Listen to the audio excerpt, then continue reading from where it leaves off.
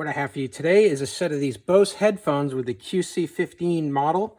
And what happened was my cord from the original Bose order stopped working. And it would have to wiggle this and move it around to get a signal in both ears. It would just try to place music in one ear. So what I did is I just went online and I found this entire cable. You can buy this whole cable as a replacement. And I just want to let you know that it works great. This is a quality cable.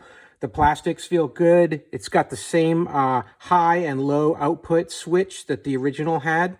And it fits into your QC15 headphones just perfect and clicks right in like stock. So if you've got an issue where these are sound reducing headphones, are very expensive, and these are the older types. But if they're still working for you, you can get replacement earmuffs here, and you can get replacement cables for it. So don't throw them away. These are great. The noise reduction on these is awesome.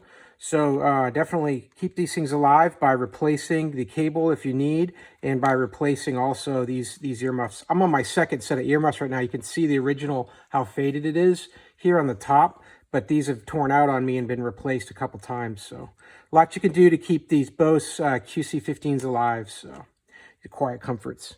Hey, I hope the video was helpful and it was informative. And as always, I hope you have a great day.